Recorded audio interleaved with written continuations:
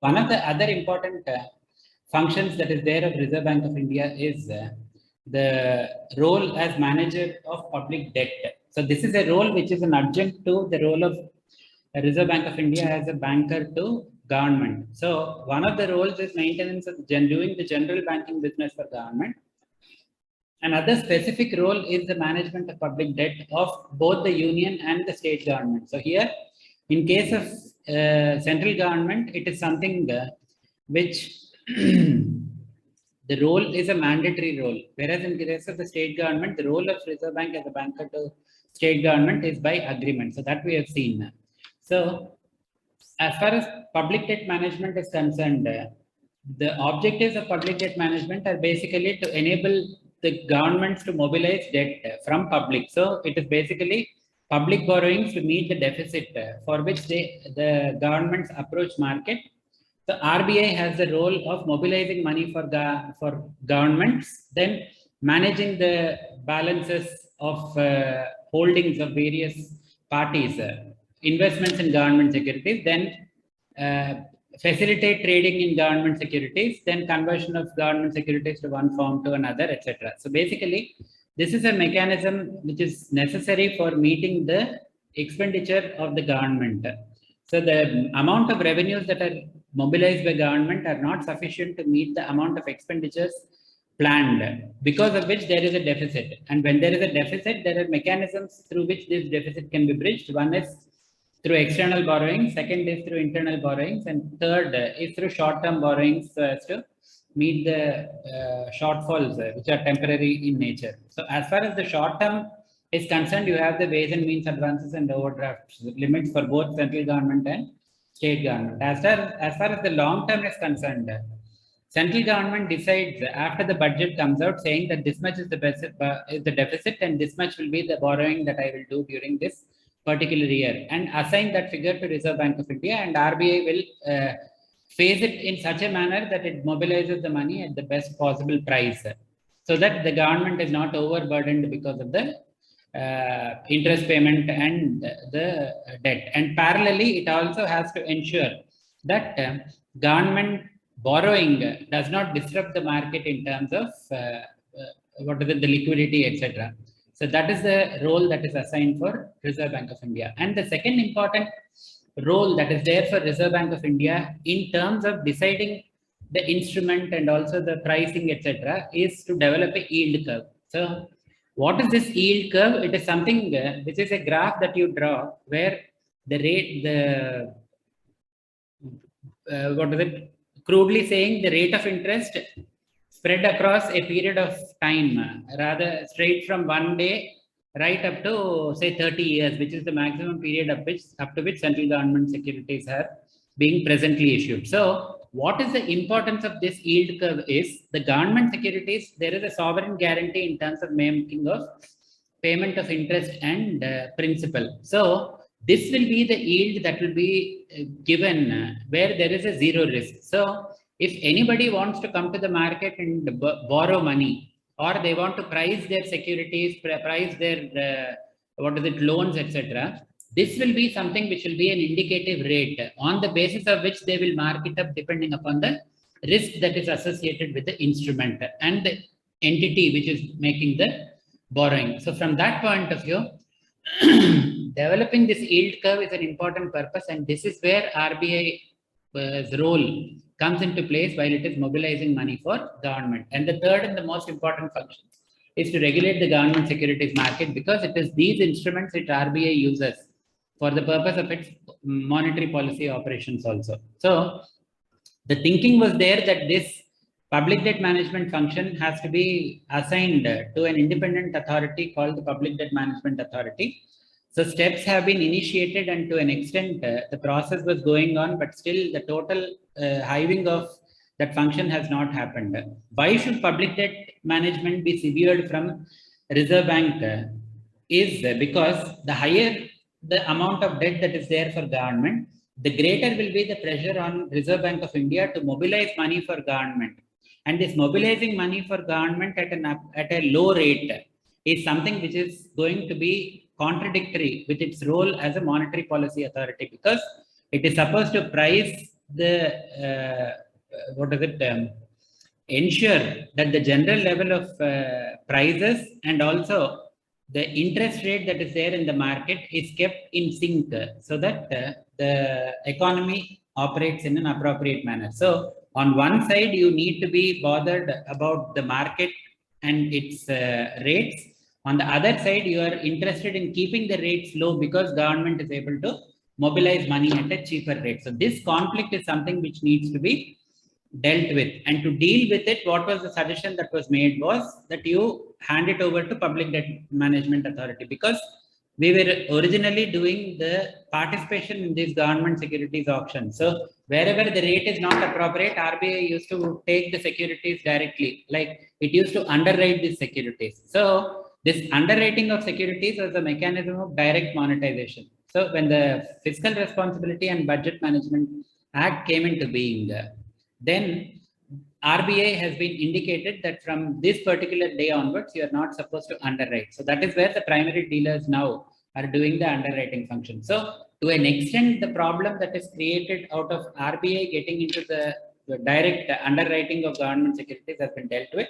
But the other issues relating to high debt and the problem in relation to monetary policy continue, because of which over a period of time, eventually, probably we'll have an independent Public Debt Management Authority under the Government of India. But as of now, you only have the accounting and other monitoring parts which are managed by this Public Debt Management Authority, but you don't have a full-fledged legal backing.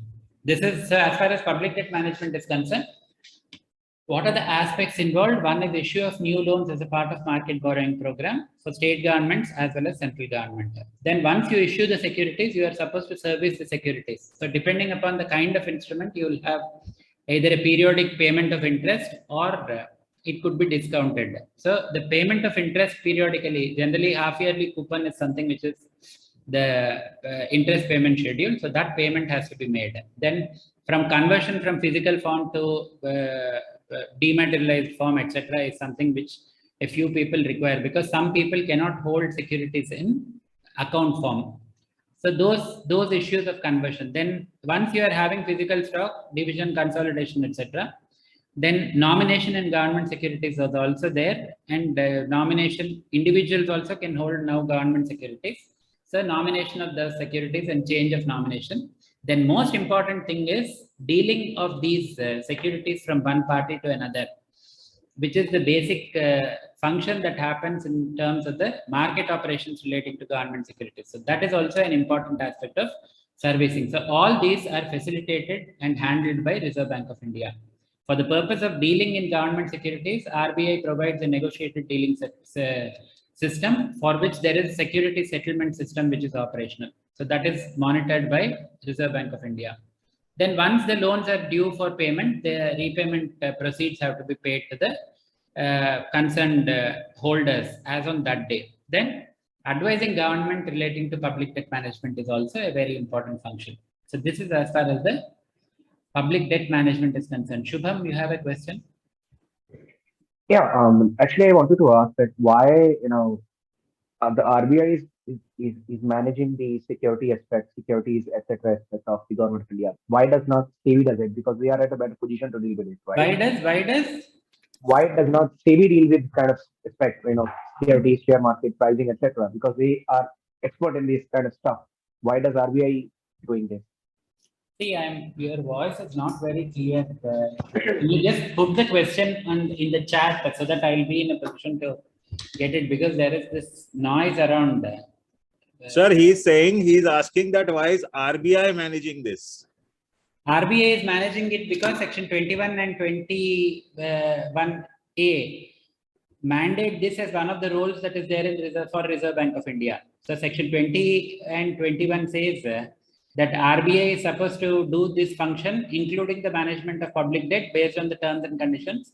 And where the terms and conditions are agreed to, then the conditions will be as agreed to. If RBI and central government are not able to come to an agreement relating to it, the terms that are set by central government will apply. This is what is in Section 21 of the Reserve Bank of India Act. So statutorily, there is a need for RBI to be the public debt manager. That's the reason why when we want to hive off this public debt management function of RBI out of RBI into the Public Debt Management Authority, there has to be an amendment. In fact, there was an amendment which was brought about for the Public Debt Management Authority, but the global financial crisis and other things came about, because of which that was not enacted. This is the reason why so it is statutorily required that RBI does the public debt management function. Sir, one of the, just correct me if I'm wrong. Yes. One of the ways in which the government borrows is by issuing these bonds. Okay. Now, these bonds are not necessarily managed by RBI. Are they? Because they are straight away issued by the sovereign or by a public, like a rural electrification or these kind of PSUs sometimes, like Tamil Nadu Electric Corporation and so on and so forth. Yes. So are they also managed by RBI, or they are not, or they work independently? At one point of time, see, one thing is the bonds that are issued by Reserve Bank of India for government, they are government securities. They are issued as a part of the Reserve Bank. Sir, these bonds, sorry to interrupt. Very sorry. Apologies, sir. So these can be traded, right? The bonds absolutely. Can be traded freely, right? Absolutely. And the point is the issuance of notification, then mobilizing this money, then opening an electronic auction relating to this. All this process is managed. Then what should be the cutoff? What should be the instrument? All these are decided insofar as government securities by Reserve Bank of India. As far as this PSU bonds, that is REC, then electricity, Power Transmission Corporation, and all those bonds. These are not at all managed by Reserve Bank of India. So some of these bonds have sovereign guarantee. The problem with these bonds is sometimes there is an issue in terms of the issuance of these bonds itself is a problem sometimes. Sometimes servicing of these bonds is a problem. So the PSU bonds issue is a different thing, and RBI does not bother about it. At one point of time, maybe about 25 years or 30 years ago, IFCI bonds, IDBI bonds, and NABARD bonds were serviced by Reserve Bank of India, though they were issued by the respective organizations. But for about 25 years, 25 years, we have not been handling any of those kinds of bonds.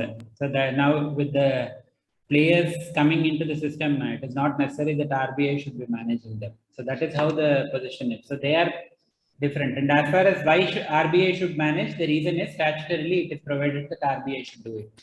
No, actually, my question was that, a Security and Exchange Board of India is a better position to deal with securities and all this stuff, right? Why does RBI need to do that? Because we need to, yeah, go ahead. Securities and Exchange Board of India is dealing with the capital market. And they don't bother about, they are only looking at the compliance insofar as mobilization of capital by companies and other bodies are concerned. And their significant role is only in terms of where there is a listing, there is a public issue, etc. In this particular case, government has an integral role to play with Reserve Bank of India, and they can't be separate. So the developmental activity is one part for which finance is required. Where do you take the finance from? You take it from the system. And when you take it out from the system, how does that impact? It impacts the liquidity. When it impacts the liquidity, who is affected? It is the Reserve Bank because it has a role to play in terms of inflation control. Then if you're going to take it from foreign sources, what is going to be affected? Your country's ability to pay debt, etc., are getting affected. Then your currency's value will get affected, which have implications on the exchange rate management. So traditionally Reserve Bank has been the banker to government. So it was funding government. Now what they do is they only provide temporary accommodation to government, but primarily the meeting of the needs of these large financial requirements that are there for government. In fact, last budget, it was 15 lakh crores that is supposed to be mobilized. So do you think that, without Reserve Bank's intervention, and the reason why Reserve Bank is also important is, it is important because it is regulating the banking system. And at one point of time, when we had a huge deficit and other things happening, the only mechanism by which RBI was able to influence the amount of money was by raising the CRR and SLR. So through the moment you are raising SLR, automatically there is a demand for government securities. And that demand for government securities will be in a position to ensure that the government securities auctions go fine. And when government securities auction go fine and the market directly funds government, to that extent, the direct monetization problem of Reserve Bank of India will not be there. So we have traveled this whole course, and SEBI is not the appropriate regulator because SEBI is dealing with the capital market, and the government securities market traditionally is regulated by Reserve Bank of India, earlier under the Public Debt Management Act 1944. And now, in addition to Public Debt Management Act, you have Government Securities Act 2002, under which the regulatory power in relation to government securities market is entrusted to Reserve Bank of India. So this is the, and unless you have a statutory change dissociating Reserve Bank from the problem, you have to ensure Change the act. Government borrowing program is managed by Reserve Bank of India. Okay. Yes. Yeah. Thank you. Thank you. So the next we come to the management of foreign exchange. So basically there are objectives of management of foreign exchange are basically to facilitate external trade and payments. And second, to promote orderly development and maintenance of the Forex market in India. So these two are the objectives not there within the Reserve Bank of India, but these two are the objectives with which the Foreign Exchange Management Act has been enacted. So we were initially in the foreign exchange regulatory regime where we were tightly monitoring the inflow and rationing the outflow of foreign exchange. But with the problems that we had post the 1990 balance of payments crisis, etc., we had to open up our economy for foreign capital to be coming in and foreign foreign exchange transactions to be freely permitted. So from that point of view, the Act of Foreign Exchange Regulation was not appropriate. So we moved on to a foreign exchange management regime through the FEMA 1999. And the objectives under FEMA are these two. That is to facilitate external trade and to promote orderly development of foreign exchange market in India. Added to that, you have another responsibility for Reserve Bank of India, which is to manage the foreign exchange reserves of the country. And what are the objectives of management of foreign exchange reserves? One, safety; two, liquidity; and third, return. And based on this, they will have a mix of investments of surplus foreign exchange. So what are the aspects that are involved in the management of foreign exchange? First, any transaction in foreign exchange can be done only through authorized persons. And what are these authorized persons? These authorized persons are nothing but your banks who are permitted to deal in foreign exchange, then Thomas Cook and other such entities who are permitted to deal in foreign exchange in limited manner, etc. So giving authorization to these entities and revoking the authorization in case they are not complying with the requirements of reporting, etc. That is important. Include money changers, and yes. Money changers are also, technically speaking, they form within the purview of authorized persons. There are different classes of authorized persons. One is authorized dealer. license. Yes. One is the authorized dealer. Second is a full-fledged money changer. Then so you have authorized dealers category A, B, and C, and money changers. So these are this we will discuss. There is a slide relating to this in the Foreign Exchange Management Act provisions. So I will share those presentations also today so that you can just run through them. Okay. The next important aspect is regulating and supervising the authorized persons. So basically giving instructions to them, reporting requirements, etc. Then all those aspects have to be done. Then scrutinizing their books of accounts periodically to see whether they are complying with the requirements is another function for which which is involved in the function of foreign exchange management. Then under the FEMA, there is a bifurcation in terms of the kind of transactions. The foreign exchange transactions could be current account transactions or capital account transactions. So capital account transactions are basically those which affect the balance sheet of domestic persons or foreign residents, where there is a change in the assets and liabilities. Those are capital account transactions. Anything which is not a capital account transaction is a current account transaction. So basically your merchandise, trade, then invisibles, services, etc. All these are current account transactions. Then your foreign direct investment, foreign institutional investment, external commercial borrowings, non-resident deposits.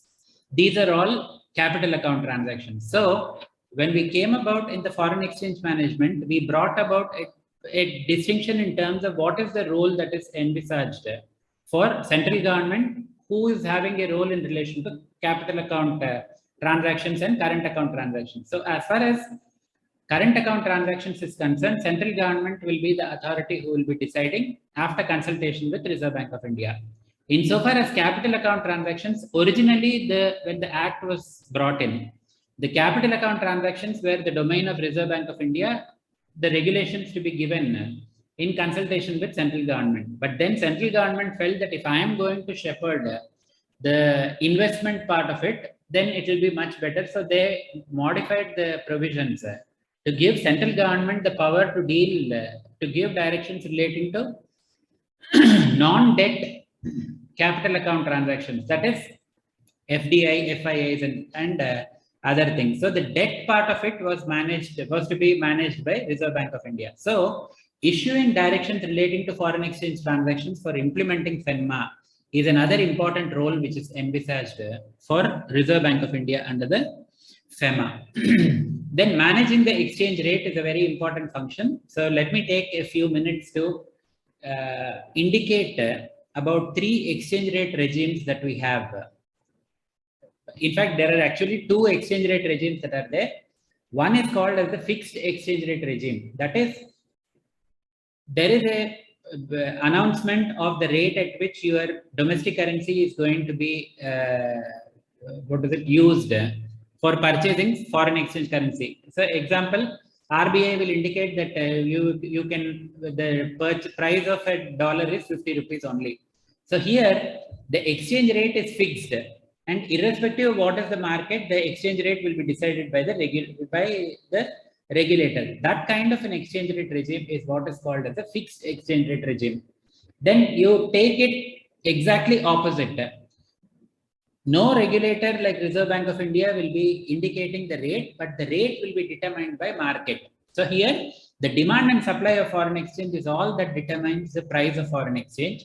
If that kind of an exchange rate regime is operating in a country, then it is called as a floating exchange rate regime.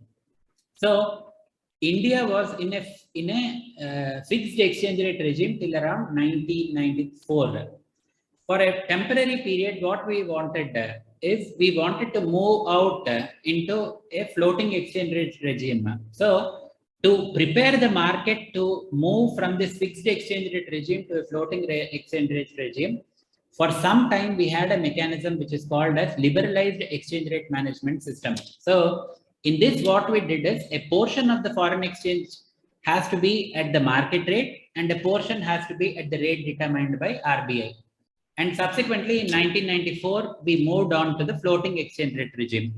Then in floating exchange rate regime also you have you have variants. One is a free float, that is, nobody interferes in a market to influence the price. So the market itself determines the price, and it is this price which will be operational for determining the exchange rate. This kind of an exchange rate regime is called as a free float exchange rate regime. But in our country, we have adopted a mechanism which is called as a managed float exchange rate regime. And what is this managed float? Generally, the market is allowed to be, the exchange rate is determined by the demand and supply. But where Reserve Bank, as the regulator of the foreign exchange market, feels that the fluctuation in prices of foreign exchange is not because of the market demand and supply, but because of speculation, and there is huge volatility in the price of the foreign exchange. At that stage, RBI, through certain banks, enters into the market and buys dollars or sells dollars to moderate the exchange rate. So here it is not allowed to float, but it is the extent of float is managed by an intervention by Reserve Bank of India in the foreign exchange market. So this exchange rate regime is the regime that the country has. So it is called as managed float exchange rate system. So to reiterate, you have two kinds of the exchange rate is determined by two modes. One is called as the fixed exchange rate regime, where the regulator of foreign exchange determines the price, and that will be the price at which the exchange will be transacted. The second is called as a floating exchange rate regime, where the market demand and supply will determine the price, and that is the price at which it is traded. In floating exchange rate, you have two mechanisms. One is called as a free float, where there is no intervention. The second is called as a managed float, where there is an intervention. So managed float is basically enabling RBI to keep a check on the volatility in the market. Fluctuations in the prices of foreign exchange should not be too wide. To limit that, RBI will enter into the market and enable that the exchange rate is maintained at a reasonably stable level. So this management of exchange rate is a very important function that Reserve Bank does. And in the course of managing this exchange rate, and in the course of managing the balance of payments position of the country, RBI accumulates foreign exchange reserves and utilizes the foreign exchange reserves. So the next function that is there in management of foreign exchange is managing the foreign exchange reserves with a view to securing monetary stability. So when RBI intervenes in the market and sells foreign exchange, so the reserves will come down. When RBI intervenes to buy foreign exchange, then automatically you will have the foreign exchange reserves growing. So this mechanism of increasing of foreign exchange and decreasing of foreign exchange will be managed to influence the exchange rate. And once you have these foreign exchange reserves, how are you going to invest these is also another important function which RBI does. So how much of it has to be in the form of gold, how much in the form of foreign securities, how much in the form of central bank balances in governments in foreign securities, how much in central government securities of foreign governments. So all this decision will be taken by the Reserve Bank's management, and there is a department which deals with it, which is called as the Department of External Investments and Operations. So this is one of the important foreign exchange related functions. As far as the normal management of foreign exchange under the FEMA is concerned, we have a foreign exchange department which deals with it. Then RBI is also, so hope I am clear. Yes, yours. Yes. So RBI is also responsible for drawing up the balance of payments position of the country. So balance of payments is nothing but a total listing of what is the inflow of foreign exchange and what is the outflow of foreign exchange. And in a balance of payment system, you have inflows and outflows, and you have different segments of the balance of payments. The first segment is what is called as trade or merchandise account. That is where there is exports and imports are only considered for the purpose of arriving at this balance. So what is the inflow from on account of exports? What is the outflow on account of imports? So if a balance is struck between these two, what is the position that you get is what is called as trade surplus or trade deficit. We have been a trade deficit country for a substantial period of time. Then added to this trade account, if you are going to include invisible, that is services, then transport, then insurance, then travel, etc. So these items which don't constitute creation of any asset or any liability, that kind of inflows and outflows also, if you take into account and take the total of it, then you arrive at something which is called as the current account. So in current account, if the total inflows are more than the total outflows, you will have a current account surplus. Otherwise, if the total outflows are more than the total inflows, then you have a current account deficit. So we have been, I can remember very few instances of ourselves being in current account surplus, but we have been a perennially current account deficit country also. So now, after this, anything which is in the nature of assets or liabilities, they are coming under some in account called as the capital account. So total amount of inflows from trade account, invisibles and capital account, and total amount of outflows on trade, invisibles and capital account. If you are going to strike a balance, then if you are going to have more amount of foreign exchange coming in, then to neutralize the position, what RBI does is takes this and builds its reserves. If the amount of outflow is more than the inflow, the reserves will be used up so as to maintain a balance between the inflows and outflows. So the balance of payments position determines whether there is a net accretion of foreign exchange reserves or net depletion of foreign exchange reserves during the period. And our country, how much ever reserves we have, it is not adequate because we are neither trade surplus nor at least current account surplus. So to enable our chula jalne ke liye, you need to have for a capital account inflows coming into our country. So you need to have FDI, you need to have FII, you need to permit external commercial borrowings, you need non-resident deposits, because you never know when the position will turn adverse, and you will have to keep meeting your obligations of your current account payments to be met. So for that, how much ever reserves you have, it may not be sufficient. But Sir, if you are, Sir, I had a little query on this. yes, As we have been reading in the past a few months that the reserves for the country are at an all-time high, 600 or 650 billion dollars, as somewhere around that. yes, Is what is being reported in the press. Now, the fact is that these reserves obviously have been accumulated by the government or by our country through all these trade or whatever you might call it. So how is it that we are deficient? If we are having a surplus, then why is it that you seem to be mentioning that we are we are in deficit on the current account or even on the capital account? If we are really in the deficit, then how come we have accumulated these reserves? See, how does reserve accumulation happen? This is one thing which has been engaging government also, and every now and then they will keep coming to Reserve Bank of India and say that why can't you use this reserves for infrastructure development, etc. So I would request you to just read some of the. I'll probably look for and share one of the documents with you. But let me make it very simple. See, if you are going to have the same story that is there in budget is the story that is happening even in the foreign exchange setup.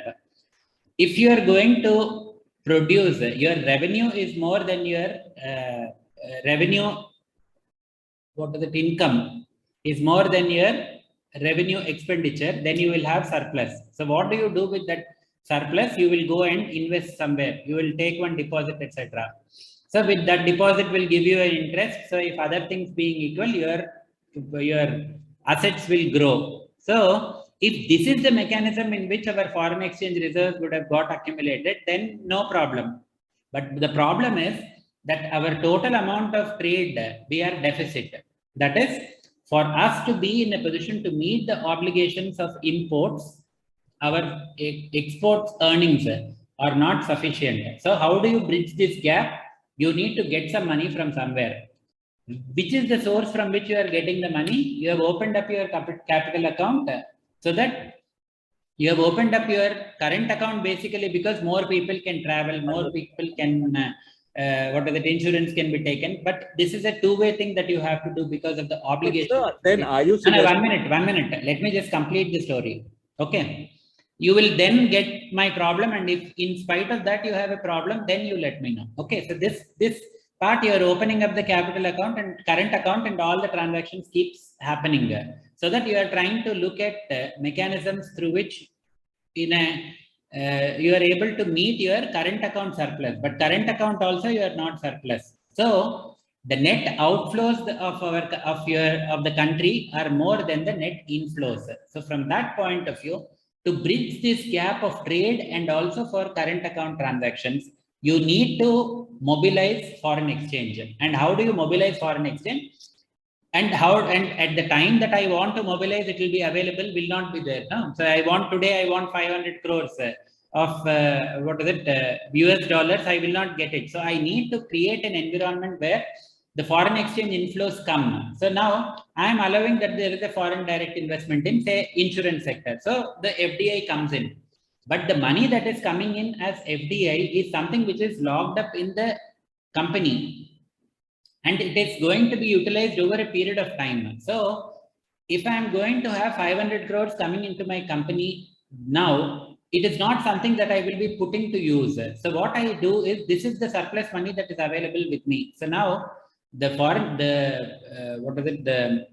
banks who are holding this foreign exchange will look for other people who want this foreign exchange so that they can lend foreign exchange. When that is not possible, the amount of dollars that they have is more than what is required for the market. So what is the tendency that will happen is, this will reduce the price of dollar. So when the price of dollar comes down, your exporters will start crying, saying that their realization of dues will not be appropriate. So to keep the price constant, at this stage, RBI picks up those dollars and neutralizes the surplus dollar liquidity that is there in the market.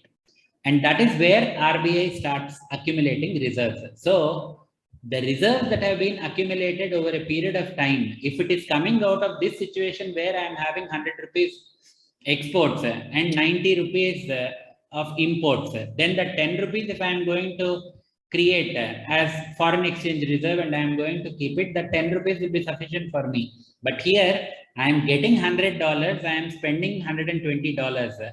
So the $20 that I am supposed to be paying out, for that I am getting some company to put their money into my capital. And this capital I am going to use over a period of time. So in order to not disrupt the exchange rate, I am going to absorb this and keep it in the form of a reserve, so that when the need arises, I will be in a position to provide this money for the market. And this is where this reserve is there. So now if $630 million is also not sufficient, $1 billion or whatever, that is also not sufficient, because these dollars have not been accumulated over current account surpluses or trade surpluses. Now you can ask me your question. Thank you, sir. Thank you for explaining it so lucidly and clearly. I clearly understand that. And just coming back to the same thing. See, I understand that the money which is coming in is largely FDI. Yes. And these are foreign players who are putting in money in Indian companies and so on and so forth. Yes. So long that money is coming as FDI and it is not really hot money, which means that it can go out any other day. And if the investment is really made for a long time, then really, do you think we should be really worried about the fact that, this accumulation is happening because of only FDI and not because of a natural, surplus in the capital account? Actually, RBI comes out with a half-yearly report relating to sources of foreign exchange reserves. In that, you will find that it is not that all our, if you say the most ideal form of foreign exchange that we would like to have is foreign direct investment, because it is going to be locked up. And only when you are going to dispose of your FDI or you are going to close your company will the money go out. So this is supposed to be the most stable and preferred form of money that is supposed to be coming in. But I can't say that everything has to be in FDI. So I allow portfolio investment. That is, they come to the stock exchange and buy and sell shares depending upon the climate, the conditions, economic conditions here, etc., and the interest rate scenario, etc. So FII flows constitute a significant part, and they have a significant impact on the foreign exchange market and also on the capital market. Because whenever there is an FII exodus, automatically your Sensex comes down 1,000 points, 2,000 points, etc. So you can't do without it, because you need a spread of the kind of investments that are there. Then the third thing is external commercial borrowing. Generally, they happen when the domestic interest rate scenarios are adverse. So now the interest rates are going up, and you're likely to see 7% odd kind of interest rate coming back. So internationally, if you are able to mobilize money at say 3%, considering the exchange rate fluctuation also, then some companies would probably feel comfortable by mobilizing money from outside rather than from inside. So ECB is also one of the mechanisms that is there by which money can come in. Then your non-resident deposits. You can't tell them that you come and open a company for those people who are in Kerala and Gulf. So they will be wanting to have non-resident deposits, etc. So a mix of all this is what constitutes your capital account inflows and sources for your foreign exchange reserves. Now, if everything is going to be FDI, I agree fully with you that you do not need to be excessively worried about it. But if the corporate profits are dwindling, then automatically there will be a tendency that they will want to divest their holdings. And it may so happen that FDI also, it is not that it is going to be there, and if it is a listed company where there is FDI, you can dispose of your shares and then you can walk off from the company. So the economic situation, the political situation, and the general health of the economy and the industry is also something which has a very important bearing on the stability of the foreign exchange and the economic position. And if there is economic instability, there will be a flight of capital, and that flight of capital will not happen only from FII. It can happen from every channel, in which case you have a serious problem. So that's the reason why RBI, why is it?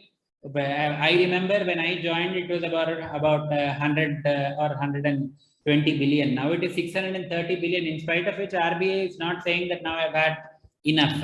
It is still having it because the inherent instabilities that are there in the economy are still there. And unless you are able to do this Atmanirbhar, you will not be in a position to feel comfortable with that. So that's the problem. Why are we running around Qatar and other things? Because there is some important aspect that is there, and we don't want to alienate. There is a huge amount of non-resident deposits coming from there. Why can we say that there is one other WhatsApp post which is doing rounds saying that we are giving 120 kg basmati to them, so they are more dependent on them, on us than we are dependent on them. So that is not how trade and international relations operate now. So मैं कुछ भी कहूँ, कैसे भी मेरा country चलाऊँ, and the whole world will bow before me because I am Vishwaguru. That is not how the world should run, and that is where international relations become very, very important. So these are all the things that need to be taken into account, and it's not merely that number of 600 or 630 which is important. So it would be good if you also go into the sources of foreign exchange reserves to get an information about what this whole issue is. Okay. Yes, sir. Thank you so much. Thank you. So now let me move on. Implementing the provisions of FEMA is also another aspect. So specifying receiving scrutiny of returns relating to foreign exchange, then permitting transactions beyond the powers delegated to authorized persons.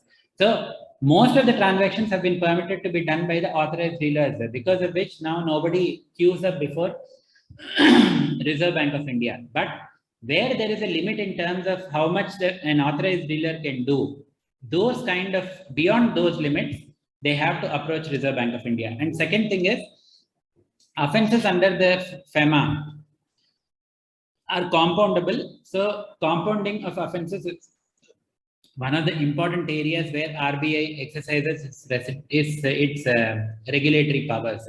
So this is as far as the management of foreign exchange is concerned.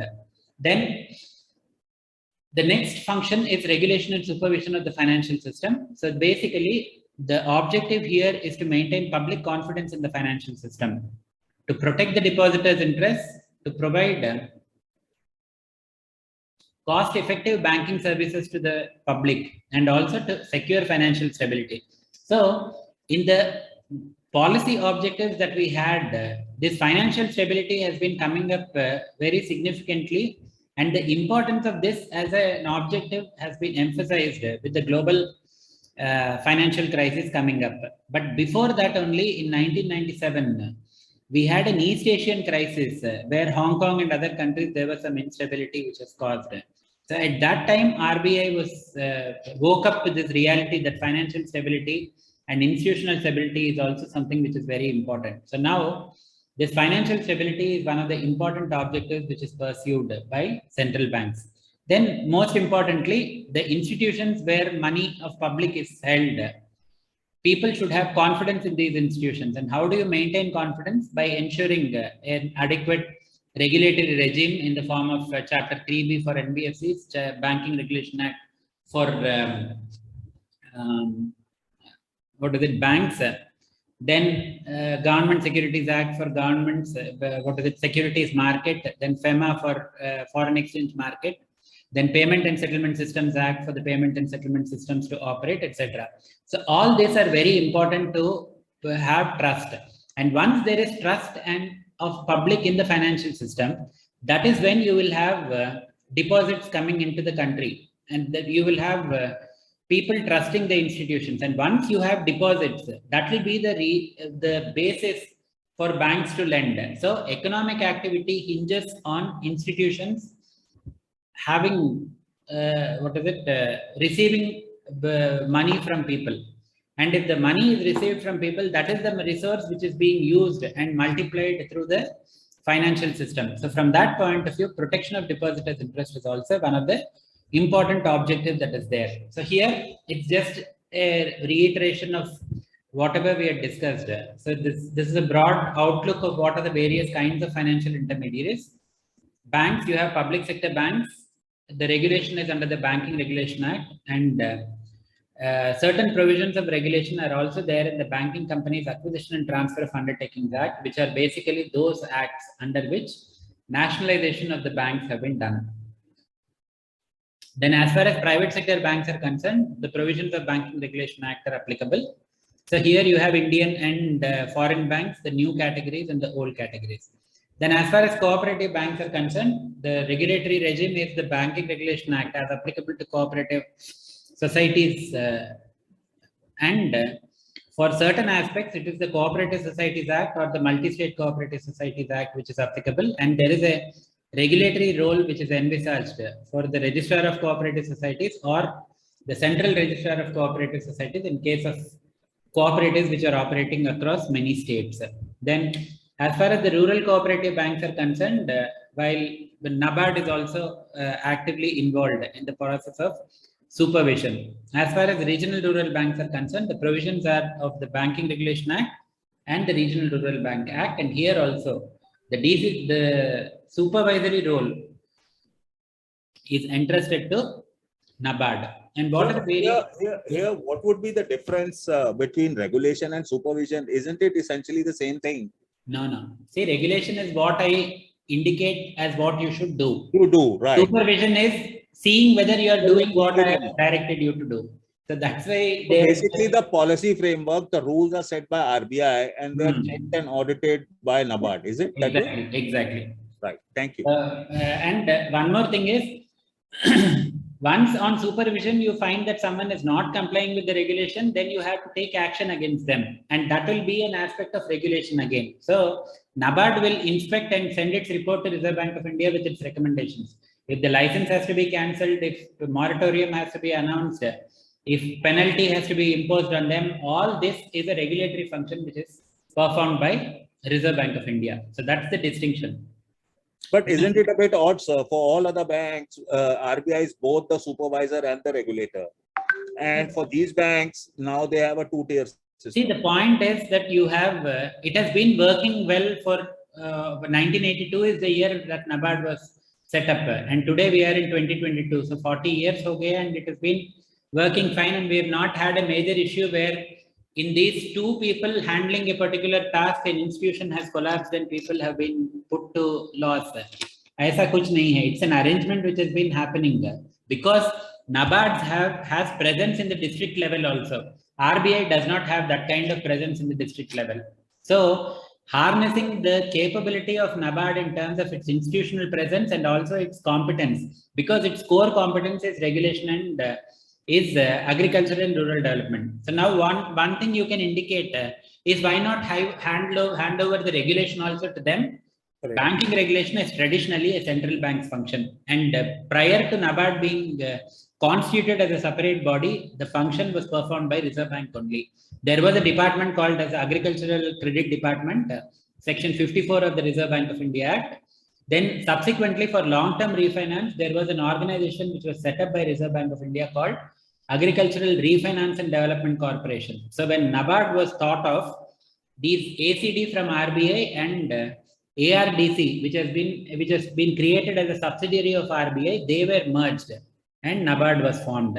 And that was based on the recommendations of one Graphicard karke ek hai, Sivaraman committee, basically. So this system has been functioning well, and we would like to have the system to continue. Okay. Yes, sir. And banking regulation has to be always with the regulator, how much ever small the institution may be. Okay.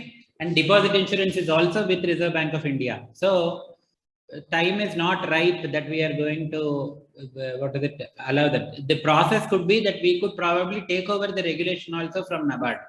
That will be a better way rather than to leave it to NABARD. Okay. No, I would suggest, in fact, if the system is working so well for RRBs also, then let the supervision for at least some of the institutions which are engaged in the rural, let them be supervised by NABARD only. They are being now. So as it is now, what are the institutions that are there? You have about 300 district central cooperative banks, which are all regulated by them. Originally, there were about 200 regional rural banks which are operating across different jurisdictions. So now the numbers have been shrunk to about 43, and these are also operating in various rural areas only. So they are being supervised by NABARD. So otherwise, the larger institutions that are operating in are the ones which are managed by Reserve Bank of India, regulated and supervised by RBI. And RBI also does not go for individual branch inspections. It does a risk-based supervision, and it goes to the branches only based on necessity, not necessarily that every branch that is there in the country it is being inspected, etc. So that's how the supervision is more on the risk-based supervision rather than physical audit kind of a thing that is happening. So that's the difference that is there. Okay. Then in financial intermediaries, the regulation generally involves various aspects. So we have seen licensing, then minimum capital, cash reserve, liquidity, liquid assets, then reserve fund requirements, provisions relating to opening and closing of branches, then decisions relating to management, then auditors, appointments, removal, etc. Then power to give directions and determine policy. Then wherever there is any non-compliance, impose penalties, prosecution, etc. Then power to give directions and orders, and where the institution is about to fail, take out measures like moratorium, merger, amalgamation, winding up, etc. So from the supervisory perspective, there are 4 mechanisms of supervision. One is an on-site inspection where physically we go. Second is an off-site supervision where we call for returns from the companies, from the banks and companies, etc. And then we'll scrutinize them, analyzed over computerized systems.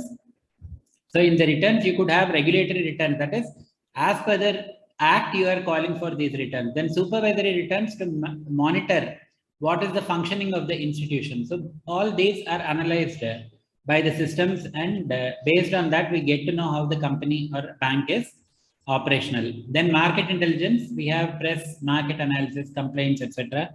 as basis to see what is wrong with an institution. Then auditors reports. All the institutions are supposed to be audited, and there are requirements relating to concurrent audit, internal audit, and annual audit. So all these reports and exception reports of non-compliance are basis for the regulator to take action. Then this is first is in relation to the financial institutions, intermediaries. The second segment of financial system where there is a role for Reserve Bank of India for regulation and supervision is the financial markets. So basically, markets are the place where financial instruments are transacted between intermediaries, and the instruments could be money market instruments where the tenure is less than 1 year. And depending upon the kind of instrument, it is having the classification further into call money market, which is basically your overnight money. So this is very important for Reserve Bank of India because the operation of monetary policy is basically intended to keep the call rate within the corridor of repo and reverse repo rate. So this I will talk about while we are talking about monetary policy.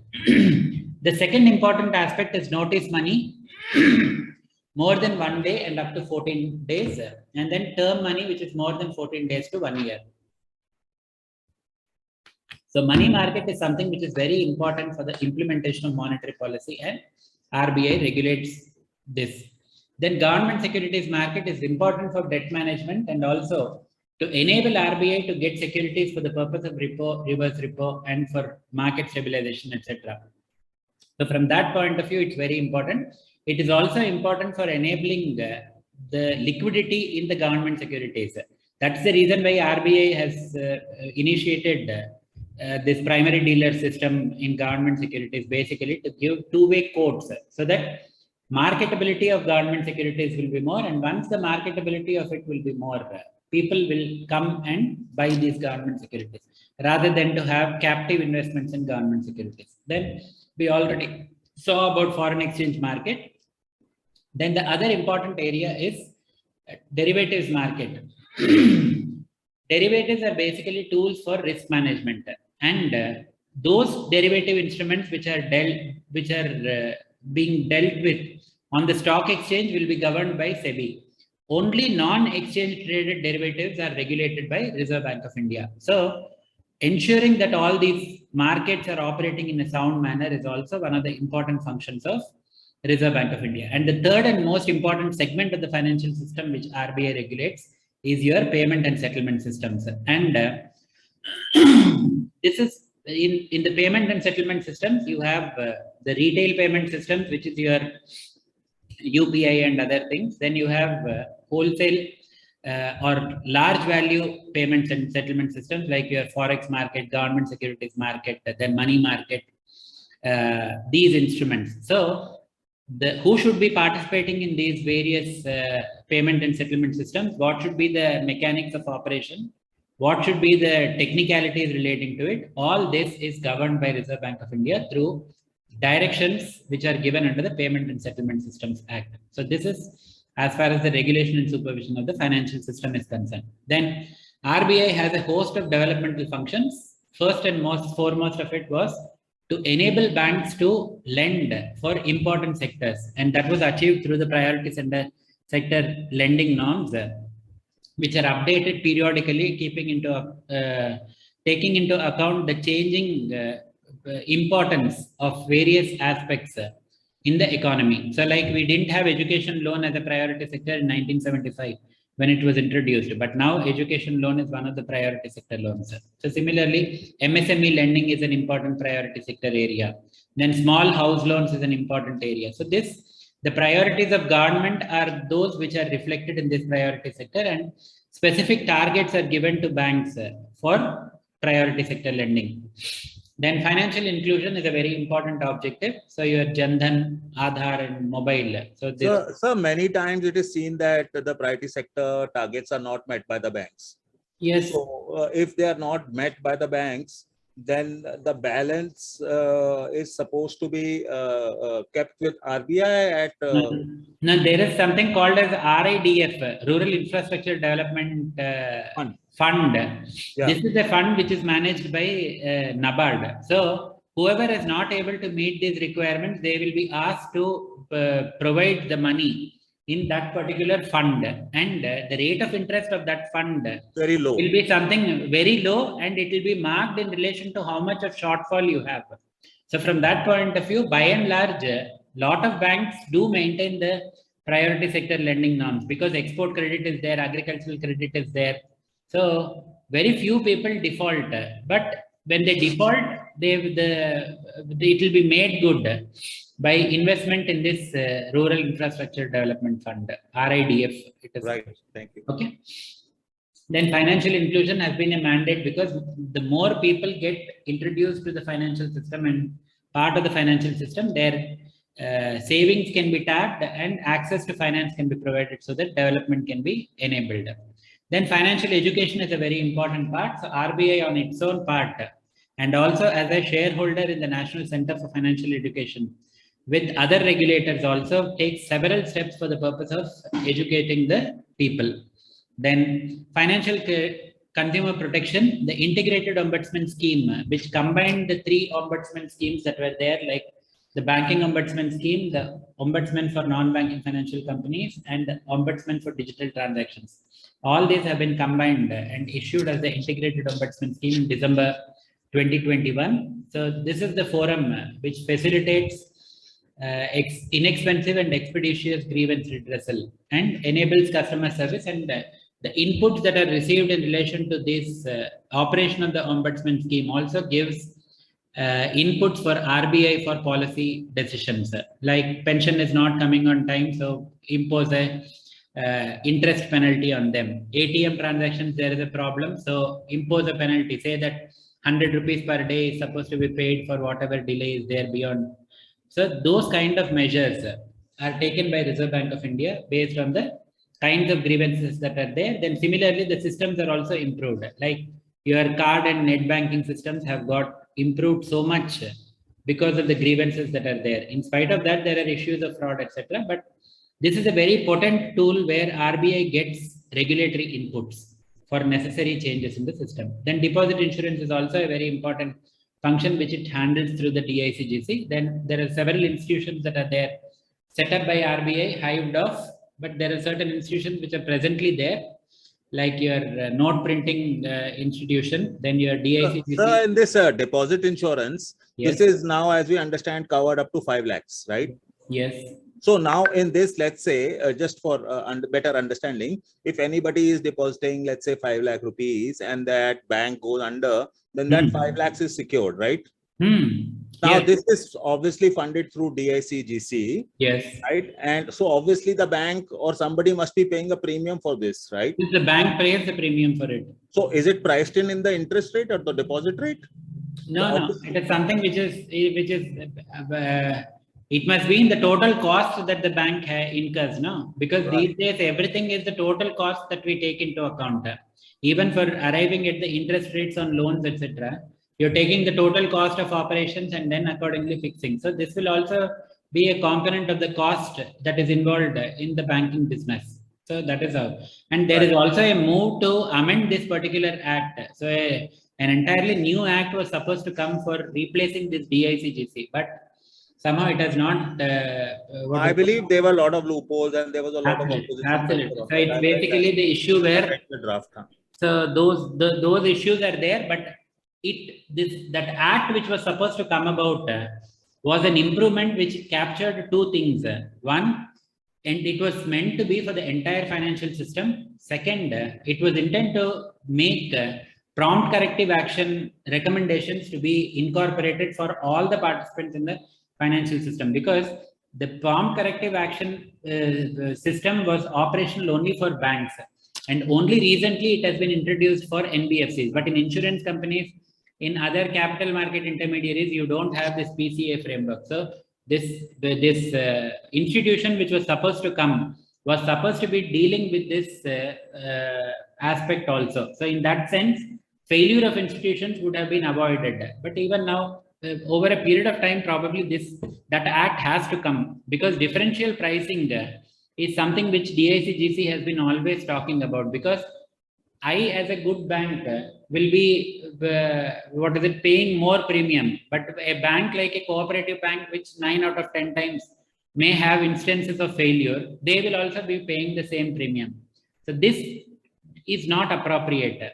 So I am funding their failure. So there is always a moral hazard in deposit insurance, and how to minimize moral hazard and how to get the riskier participants to pay more is an endeavor that still attracts a lot of attention in this particular regulatory space. So how it finally comes out is something which we'll have to watch. Then RBI also has organization for IT and cyber security. Then it has an organization for IT related services, and recently they have also set up another subsidiary called Innovation Hub, which is supposed to promote financial fintech innovations in the banking and non-banking and payments and settlement system space. Apart from that, RBI focuses on training and development as well. So these are some of the important aspects of function. So now I'll go back to the most important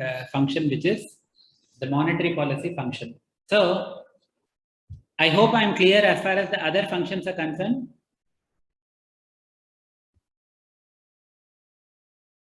Yes, sir. Yes, sir. Completely. Okay. So the RBI is the monetary policy authority of the country, and there have been several objectives of Reserve Bank of India for monetary policy. So one, at some point of time, enabling more branches to be coming about. Second, having more credit to be dispensed. Third, to be supplementing the planned economy. Then to be in a position to meet the government's deficit. Then, so these kind of objectives, and apart from this, the basic objective of RBI has been to maintain price stability. Then also to promote growth. Then to make credit available to the sectors where there is a need for credit to be provided for, like agriculture, small scale industry, etc. So then with the global financial crisis and other things coming about, financial stability was one of the important areas that was there. So at the time when around 2000, after 2010, internationally there has been a move saying that RBI, central banks should not keep confusing themselves by having too many objectives. And second part of it also is that the central bank's independence is important, but that has to be conditioned and it has to be tempered. And they have to be held accountable, because ultimately the general talk that is happening in our country also is that central bank ko koi election nahi ladna hai, government ko election ladna hai. So if they are going to do things according to their whim, it is going to create impact for the government which is there in time. And the basic conflict that is there between government and the central bank is government would want growth to be more. And for the purpose of achieving growth, they don't mind to have temporarily high amount of liquidity, which may lead to temporarily high amount of inflation also. But RBI always, the mandate has been to keep the prices and interest rates stable. And with this, sometimes they will have a conflict in terms of growth. So the frenzy that government builds before an election for increasing the amount of lending for various activities so that the growth will be promoted, so that they can win the election, that is something sometimes having a deleterious effect on the economy, because the inflation tends to go overboard. So it was ultimately decided that a new monetary policy framework has to be brought in, and this framework has to make the mandate of Reserve Bank of India very clear by saying that the objective of monetary policy has to be maintaining price stability, and they only have to maintain price stability keeping in mind the growth. So growth is a subsidiary aspect, price stability is the primary aspect. And how do you maintain price stability? The mechanism of it was also indicated, saying that the mechanism will be by targeting the inflation. So how do you ensure accountability? And how do you ensure that this process is not done by merely Reserve Bank governor or deputy governor's whim, but by any other, a group of people who are involved in that activity? How do you do that? So create an instrumentation called the Monetary Policy Committee. And there was a lot of debate that was there in terms of who should be the members of this Monetary Policy Committee. And finally, they settled down in a team where there are 3 representatives of Reserve Bank of India and 3 members who are specialists who are appointed by government. So it is a 6-member Monetary Policy Committee which has to be taking the decision, and this decision has to be binding on the Reserve Bank of India. And to enable transparency in the monetary policy, on the day the Monetary Policy Committee meets and the monetary policy is issued, the Monetary Policy Committee's decision has to be communicated, and 14 days after the Monetary Policy Committee meeting is there, the entire minutes of the meeting has to be tabled, indicating what is the vote that has been cast by the Monetary Policy Committee member, then what is the reasoning that they have given, and all this minutes of the Monetary Policy Committee meeting with the decision, the logic behind voting of each member has to be placed in the public domain. Then if the target is not achieved, then there has to be a disclosure in terms of why the target has not been achieved and how the Reserve Bank intends to achieve this target. And now, for achieving this inflation target, what is the tool that is available? That is what is indicated as a policy rate. And the policy rate is the repo rate that is specified. And this repo rate is something which will be voted up, decided by the Monetary Policy Committee. And now, what is the inflation target? the target of, and what is inflation? Inflation is basically the general rise in prices. And in relation to what prices are you going to match this inflation? So the Act says that it is the consumer price inflation which will be taken into account.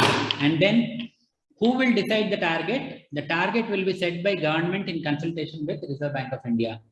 And presently, and it will be for a period of 5 years that the target will be set. The original new framework came into being in 2016, and the first 5-year period was from 2016 to 21 that this target was there, and the target was 4%.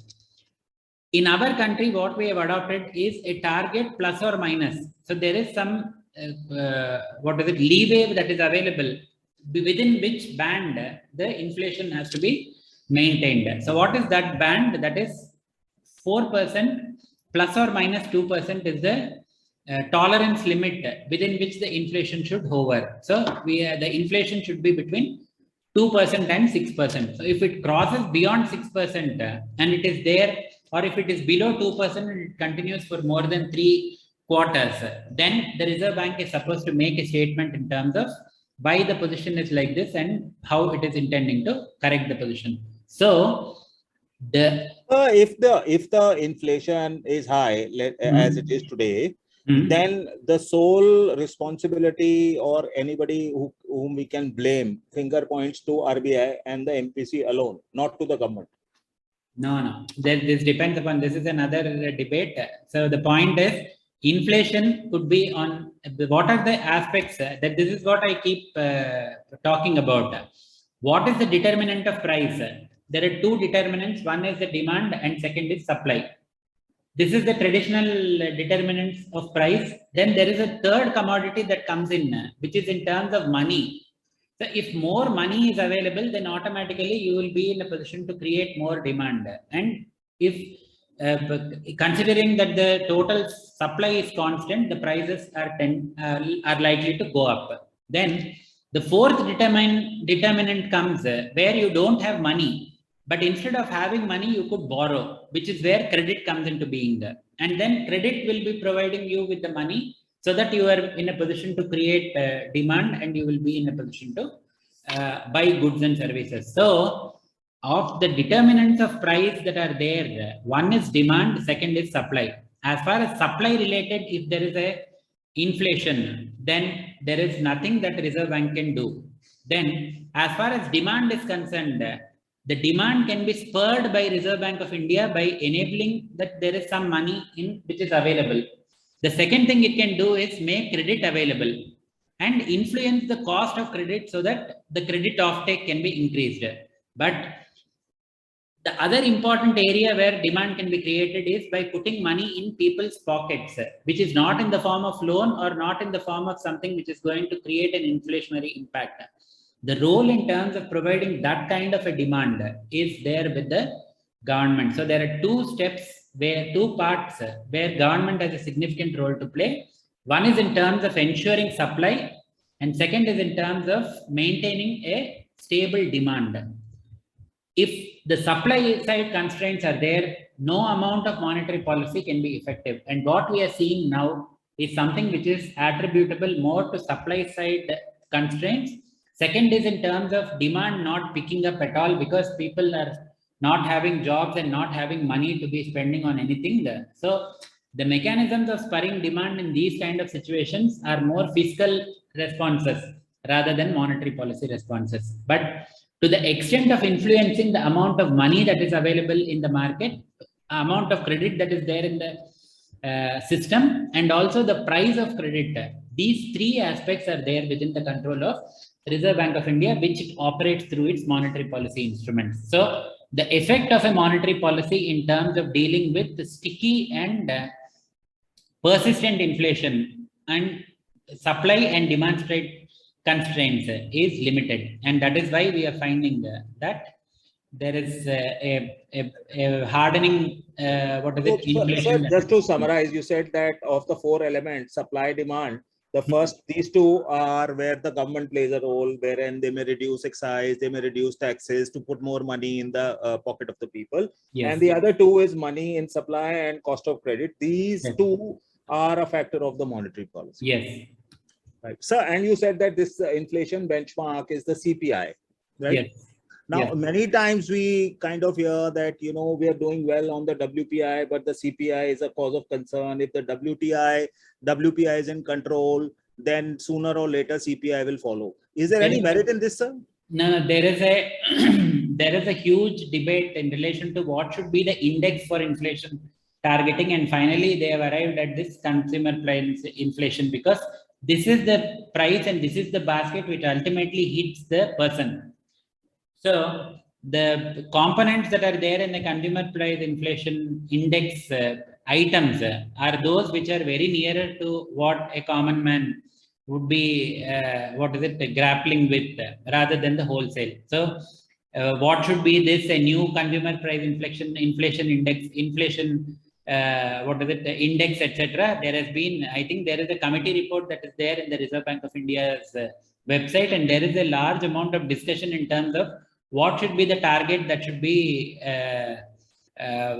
focused upon, whether it is wholesale price index or retail consumer price index. So finally we have settled statutorily to the consumer price index as the tool that is there. So you can go through them for an understanding about the issue. So